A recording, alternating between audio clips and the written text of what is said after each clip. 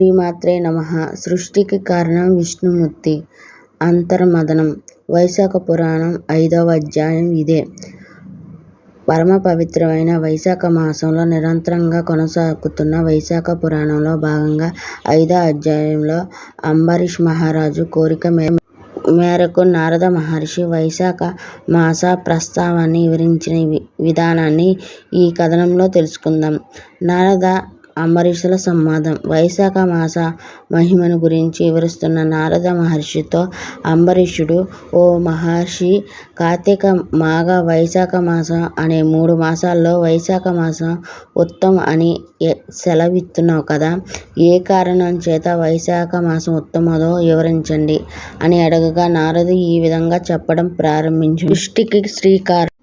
మహారాజా, శ్రద్ధగా వినుము. కల్పాంతకాలంలో సృష్టి అంతమయ్యే సమయంలో శ్రీ మహావిష్ణువు లోకమును తన గర్భంలో దాచుకుని ప్రళయకాలంలో సముద్రం శయనించెను. ఆ సమయంలో వేదములు శ్రీ మహావిష్ణువు యోగనిద్ర నుంచి మేలుకొల్పాయి. అప్పుడు శ్రీ మహావిష్ణువు తన ఉదరంలో ఉన్న సమస్త ప్రాణకోటికి కర్మఫలాన్ని అందించడానికి తిరిగి సృష్టి ప్రారంభించాలనుకున్నాడు.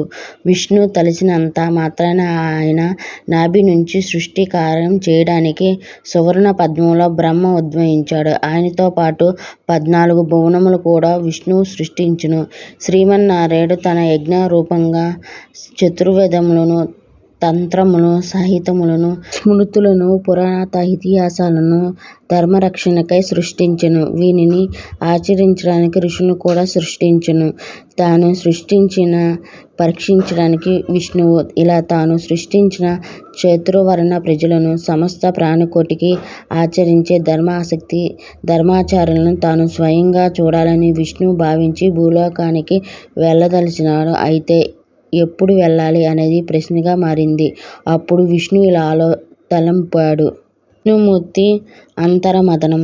వర్షాకాలంలో ప్రజలు వర్షాకాలం వల్ల తమ ధర్మాచరణానికి సరిగ్గా చేయలేరు. కాబట్టి ఆ సమయంలో వారిని పరీక్షించి వారిపై ఆగ్రహం చెంది కోపించుట తగదు కాదు.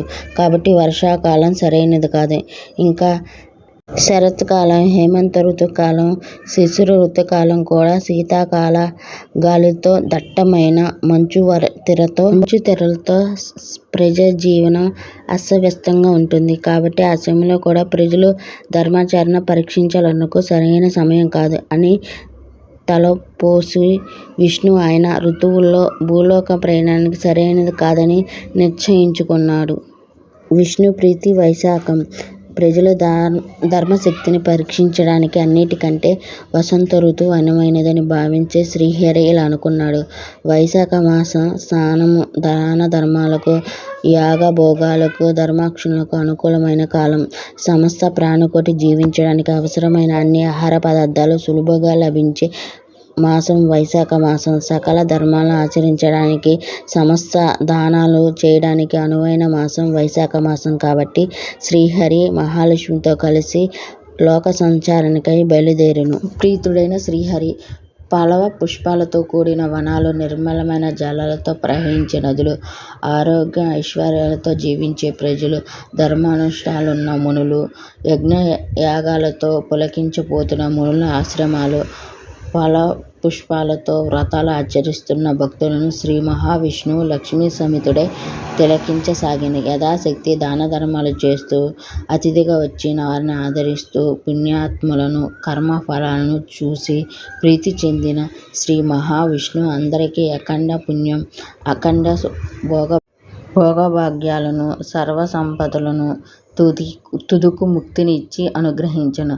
నారద అంబరీష సంవాదం. నారద అంబరీషుతో, ఓ రాజా, లక్ష్మీ సమితుడై శ్రీ మహావిష్ణువు సిద్ధులు, చారులు, గంధర్వులు, సర్వదేవతలతో కూడి ధర్మాచరణ చేస్తున్న ప్రాణకోటిని చూసి సంతోషించి సంతుష్టుడై వరాలనిచ్చెను. కావున ఓ మహారాజా, వైశాఖ మాసం సకల ధర్మాచరణకు అనువైన సమయం కాబట్టి వైశాఖ వ్రతం ఆచరించడానికి సానుకూలం. కాబట్టి వైశాఖ మాసం వ్రతం కార్తీక మాసం వ్రతం కంటే ఉత్తమమైనది. అందుకే శ్రీహరి చైత్ర, వైశాఖ, జ్యేష్ఠ, ఆషాఢ మాసంలో భూలోక సంచారం చేయుచు శ్రద్ధాభక్తులతో వ్రతం పూజలు చేసే శక్తి కొద్ది దాన ధర్మాలు చేయు వారికి అనుగ్రహిస్తాడు అని నారద మహర్షి అంబరీష మహారాజుకు వైశాఖ మాస విశిష్టతను వివరిస్తూ 5వ అధ్యాయాన్ని ముగించాడు. జై శ్రీమన్నారాయణ.